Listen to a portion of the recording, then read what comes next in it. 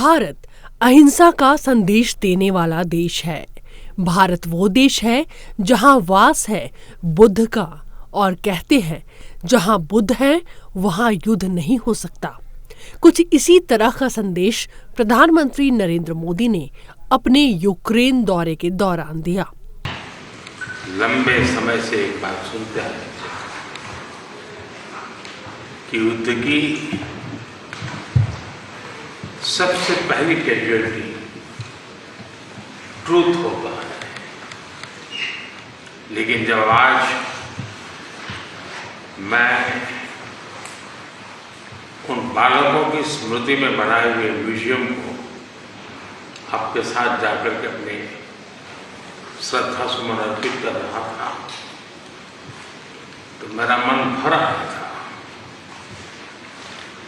दिल को गहरी चोट पहुंची थी। और मुझे लगता है कि युद्ध की सबसे पहली कैजुअलिटी किसकी होती है तो निर्दोष बालकों की होती है, और वो बहुत दर्दनाक होता है। किसी भी सुसंस्कृत समाज में जो मानवीय मूल्यों में विश्वास करते हैं उनके लिए है, और जो एक संवेदनशील व्यक्ति होते हैं उनके लिए है। इस प्रकार की घटनाएं कतई स्वीकार नहीं हो सकती हैं। प्रधानमंत्री ने संकट की घड़ी में भारत की सोच का जिक्र राष्ट्रपति जेलेंस्की से मुलाकात के दौरान किया।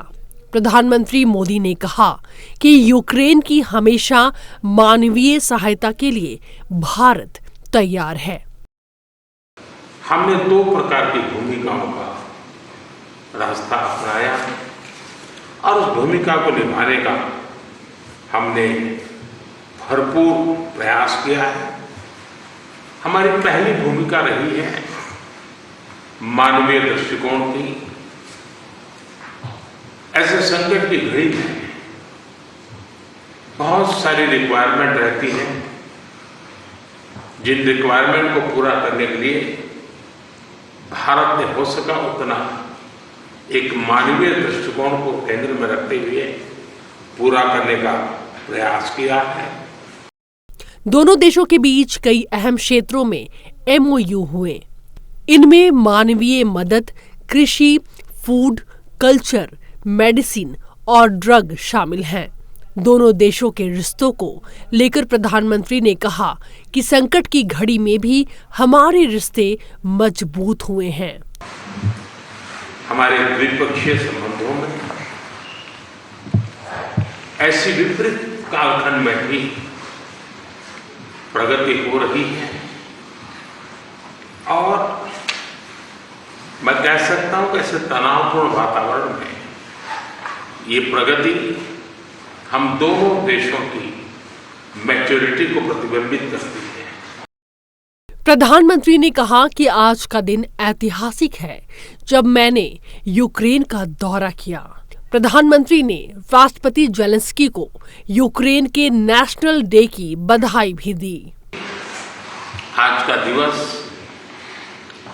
भारत और यूक्रेन के संबंधों के लिए एक बहुत ही ऐतिहासिक दिवस है, क्योंकि भारत का प्रधानमंत्री आज पहली बार यूक्रेन की धरती पर आ रहा है। यह अपने आप में एक ऐतिहासिक घटना है। कल आपका नेशनल डे है।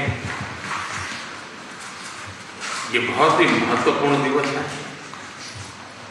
मेरी तरफ से 140 करोड़ भारतीयों की तरफ से मैं आपके नेशनल डे पर अनेक अनेक शुभकामनाएं देता हूं, और मैं कामना करता हूं शांति के लिए, सुख और समृद्धि के लिए। प्रधानमंत्री नरेंद्र मोदी ने कहा कि जब रूस और यूक्रेन का युद्ध शुरू हुआ उस वक्त यूक्रेन ने भारतीय छात्रों को बाहर निकालने में मदद की थी। इसको लेकर उन्होंने राष्ट्रपति जेलेंस्की को धन्यवाद भी किया। बड़े आदरपूर्वक मेरी उस भावना को व्यक्त करना चाहता हूँ कि जब युद्ध के प्रारंभिक दिन थे, भारत के हजारों बच्चे जो यहाँ शिक्षा के लिए आए थे, पढ़ने के लिए आए थे, वो उस युद्ध के कारण फंसे हुए थे। उनको बाहर निकालने में आपने जो मदद की और जिस संवेदनशीलता के साथ हमारी चिंताओं को आपने समझा और सुलझाने के लिए भरसक प्रयास किया, इसके लिए मेरी तरफ से, मेरे देश के 140 करोड़ नागरिकों की तरफ से और उस संकट की घड़ी से निकल करके आए हुए उन बच्चों के, उनके परिवारजनों की तरफ से आपका आज मैं। प्रधानमंत्री नरेंद्र मोदी युद्ध को लेकर पहले भी कह चुके हैं कि यह युद्ध का समय नहीं है। युद्ध के मैदान में समाधान नहीं ढूंढे जा सकते।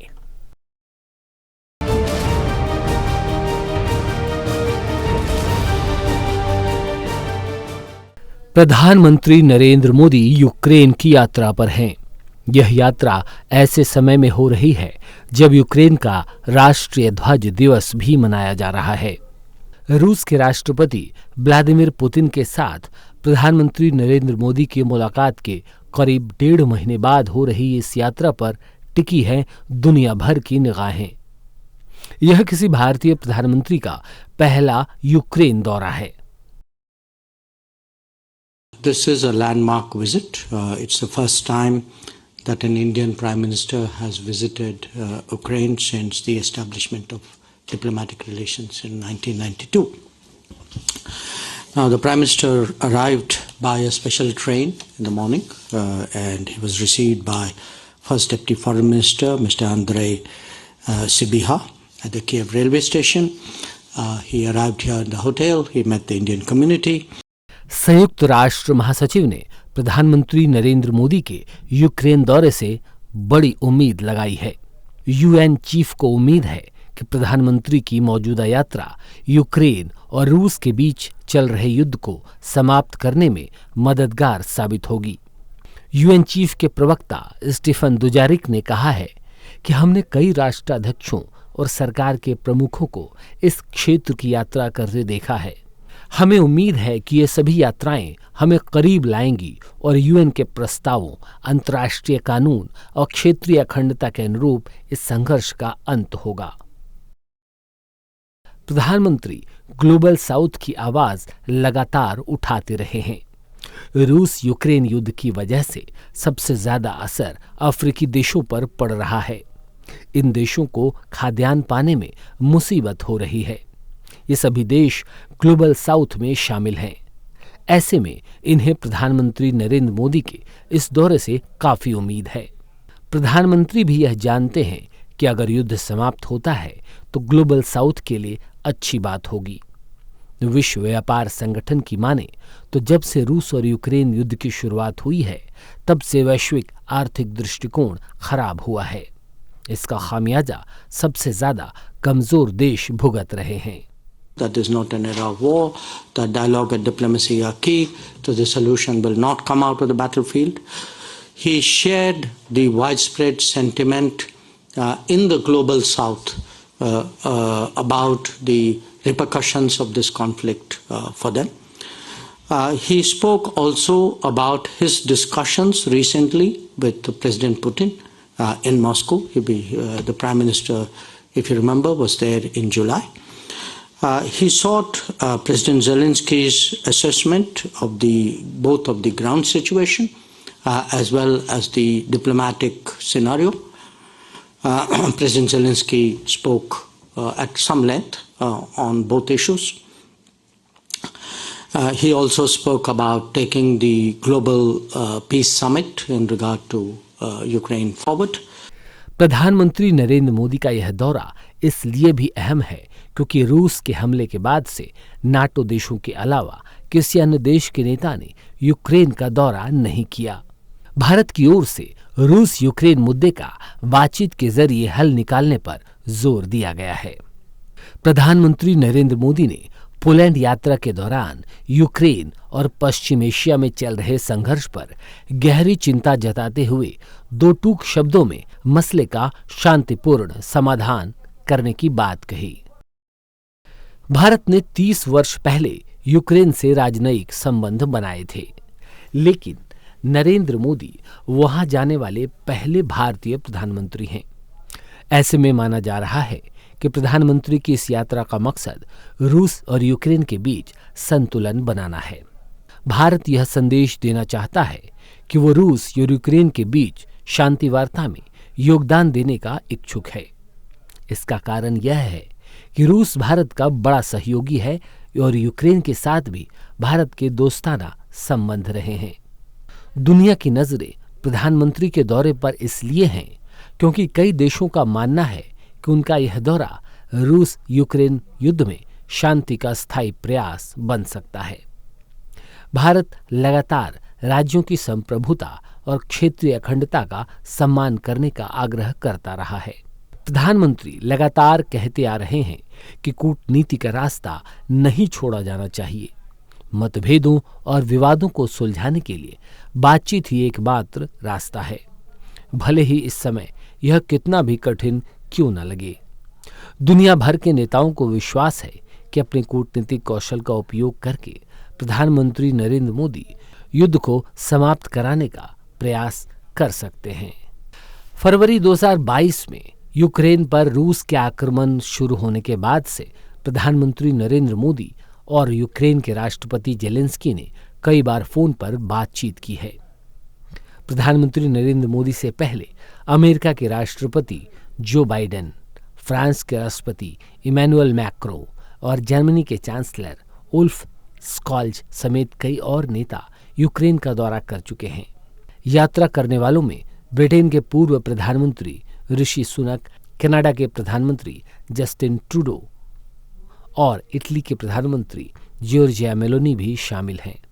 फिलहाल न यूक्रेन हार मानने को तैयार है, न रूस पीछे हटने की ही बात कर रहा है। ऐसे में सवाल है कि यह जंग आखिर कैसे रुकेगी। इस अबुझ पहेली के बीच सबकी नजरें प्रधानमंत्री नरेंद्र मोदी के कीव दौरे पर टिकी हैं।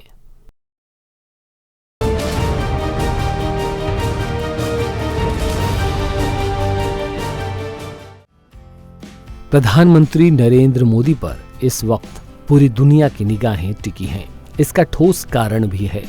कारण है प्रधानमंत्री नरेंद्र मोदी का यूक्रेन दौरा। प्रधानमंत्री के यूक्रेन दौरे पर सबकी नजरें इसलिए हैं क्योंकि रूस और यूक्रेन के युद्ध को 2 साल से ज्यादा का समय हो गया है।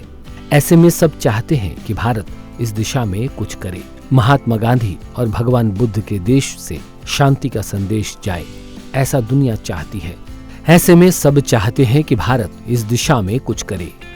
महात्मा गांधी और भगवान बुद्ध के देश से शांति का संदेश जाए, ऐसा दुनिया चाहती है। यूक्रेन के दौरे पर प्रधानमंत्री की मुलाकात यूक्रेन के राष्ट्रपति जेलेंस्की से हुई। प्रधानमंत्री नरेंद्र मोदी और राष्ट्रपति जेलेंस्की की यह पहली आधिकारिक मुलाकात रही। इससे पहले दोनों देशों के नेता किसी अन्य देश में किसी अन्य मंचों पर ही मिले हैं। There have been a number of public positions taken by India and by the Prime Minister on this subject. A little more than 2 years ago, he had actually publicly said that this is not an era of war. He had also underlined that dialogue and diplomacy are the key. Most recently, he emphasized that the solution will not come out of the battlefield. And obviously, we find the civilian and humanitarian toll of this conflict particularly distressing. It's also India's view that the two sides need to engage each other to find a solution. इससे पहले प्रधानमंत्री नरेंद्र मोदी और राष्ट्रपति Zelensky की 3 बार मुलाकात हो चुकी है। पहली बार दोनों नेताओं की मुलाकात 2021 के दौरान ग्लासगो में हुई थी। इसके बाद 20 मई 2023 को G7 समिट हिरोशिमा में प्रधानमंत्री और राष्ट्रपति जेलेंस्की मिले थे। वहीं हाल ही में अपने तीसरे कार्यकाल के दौरान प्रधानमंत्री नरेंद्र मोदी ने जो अपनी पहली विदेश यात्रा की थी, उस दौरान भी यूक्रेन के राष्ट्रपति जेलेंस्की से प्रधानमंत्री की मुलाकात हुई थी। 14 जून 2024 को इटली में हुए G7 समिट में दोनों देशों के नेताओं के बीच मुलाकात हुई थी। 23 अगस्त की मुलाकात के बड़े मायने हैं। Held these with President Zelensky. This happens to be their fourth meeting. They had met initially in Glasgow in November of 2021, then in Hiroshima in May of 2023, and then most recently in Puglia in Italy in June of 2024. They've also had 7 teleconversations. In the discussion, obviously, a significant part of it was devoted to our bilateral relations. There was a discussion about trade, economic issues, defense, pharmaceuticals, agriculture, education. There were a whole lot of issues. प्रधानमंत्री के Ukraine दौरे से पहले Ukraine में बसे भारतीयों को उम्मीद है कि रूस के साथ चल रहा युद्ध बंद हो सकता है। प्रधानमंत्री नरेंद्र मोदी युद्ध विराम करवा सकते हैं। ऐसे में प्रधानमंत्री की यूक्रेन दौरे को लेकर चर्चा न केवल भारत में है, बल्कि दुनिया के कई देशों में इस दौरे की चर्चा है। सबसे बड़ी बात यह है कि बीते महीने ही प्रधानमंत्री नरेंद्र मोदी रूस के दौरे पर थे और रूस दौरे के महज कुछ दिनों के भीतर ही उनका यह यूक्रेन दौरा चर्चा की वजह बना हुआ है। Started his engagements with a visit to the multimedia exposition on children who have lost their lives in this conflict. He was accompanied to the museum by President Zelensky. The Prime Minister placed a toy in the museum in memory of the children. He thereafter went to the A.V. Formin Botanical Gardens to pay homage to Mahatma Gandhi, whose statue is there. रूस और Ukraine दोनों से ही भारत के गहरे संबंध हैं। भारत के रूस और यूक्रेन दोनों से संबंध मजबूत और स्वतंत्र हैं, जिनका अपना अपना स्वतंत्र अस्तित्व है। यह किसी एक का फायदा और दूसरे का नुकसान जैसा मामला नहीं है। भारत रूस और यूक्रेन दोनों के साथ अपने संबंधों में संतुलन बनाने में कामयाब रहा है। रूस और यूक्रेन युद्ध को लेकर भारत ने अपना रुख पहले ही साफ कर दिया है। भारत कूटनीतिक और बातचीत की वकालत करता रहा है। प्रधानमंत्री ने कहा कि यह युद्ध का समय नहीं है। युद्ध के मैदान में समाधान नहीं ढूंढे जा सकते हैं। यह एक स्पष्ट और सुसंगत स्थिति है जिसे भारत ने अपनाया है और हमारा मानना है कि अधिकांश देश इस दृष्टिकोण को साझा करते हैं। I want to emphasize that the Prime Minister and the President reiterated their readiness to further cooperation in upholding principles of international law, including the UN Charter, such as respect for territorial integrity and sovereignty of states. As I said, they spoke about the summit on peace in Ukraine. The last meeting was in June of 2024. प्रधानमंत्री नरेंद्र मोदी और राष्ट्रपति Zelensky के बीच हुई वार्ता में कृषि, बुनियादी ढांचे, फार्मास्यूटिकल्स, स्वास्थ्य और शिक्षा, रक्षा और लोगों से लोगों के संबंधों समेत भारत यूक्रेन संबंधों के संपूर्ण आयाम पर ध्यान केंद्रित रहा। प्रधानमंत्री नरेंद्र मोदी ने जून में इटली के अपुलिया में G7 शिखर सम्मेलन से इतर जेलेंस्की के साथ बातचीत की थी। बैठक में प्रधानमंत्री ने यूक्रेनी राष्ट्रपति को बताया भारत यूक्रेन संघर्ष के शांतिपूर्ण समाधान का समर्थन करने के लिए अपने साधनों के भीतर सब कुछ करना जारी रखेगा और शांति का रास्ता संवाद और कूटनीति के माध्यम से ही आएगा। प्रधानमंत्री ने यूक्रेन के राष्ट्रपति जेलेंस्की को यह भी बताया कि भारत यूक्रेन में संघर्ष का समाधान खोजने के लिए मानव केंद्रित दृष्टिकोण में विश्वास रखता है। बैठक में यूक्रेन के राष्ट्रपति ने प्रधानमंत्री नरेंद्र मोदी को कीव आने का निमंत्रण दिया था।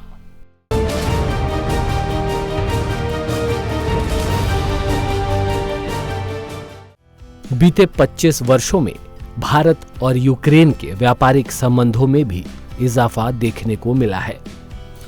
भारत के विदेश मंत्रालय के मुताबिक 2021 से 2022 वित्त वर्ष में दोनों देशों के बीच करीब 3.3 अरब डॉलर का व्यापार हुआ था। वहीं रूस और भारत के बीच करीब 60 अरब डॉलर का व्यापार हुआ। ऐसे में वर्ष 2030 तक भारत और रूस के बीच 100 अरब डॉलर कारोबार करने की उम्मीद जताई जा रही है। भारत ने सोवियत संघ के विघटन के बाद दिसंबर 1991 में यूक्रेन की स्वतंत्रता को मान्यता दी। इसके बाद 17 जनवरी 1992 को दोनों देशों के बीच औपचारिक रूप से राजनयिक संबंध स्थापित हुए। भारत ने 1992 में कीव में अपना दूतावास खोला, जबकि यूक्रेन ने 1993 में नई दिल्ली में अपना दूतावास खोला। बीते वर्षों में दोनों देशों के बीच कई उच्च स्तरीय दौरे हुए हैं। यूक्रेन के नेता भी भारत आए हैं, जहां व्यापार, विज्ञान, प्रौद्योगिकी और सांस्कृतिक आदान प्रदान पर चर्चा हुई। अप्रैल में यूक्रेन के विदेश मंत्री ने भारत का दौरा किया था।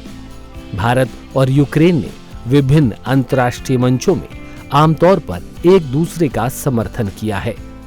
हालांकि यूक्रेन से जुड़े संघर्षों, विशेष रूप से रूस यूक्रेन तनाव के मामले में भारत ने अपने रूस के साथ घनिष्ठ संबंधों के कारण तटस्थ रुख अपनाए रखा है। द्विपक्षीय व्यापार दोनों देशों के संबंधों का एक महत्वपूर्ण हिस्सा रहा है। विशेष रूप से कृषि, दवाइयों, मशीनरी और रसायनों के क्षेत्रों में दोनों देशों के बीच काफी व्यापार होता है। भारतीय कंपनियों ने यूक्रेन में विशेष रूप से दवाइयों और सूचना प्रौद्योगिकी के क्षेत्र में निवेश किया है। भारत और यूक्रेन ने रक्षा क्षेत्र में भी सहयोग किया है। यूक्रेन ने भारत को सैन्य उपकरणों की सप्लाई की है, जिसमें भारतीय सैन्य विमानों और टैंकों का आधुनिकीकरण शामिल है।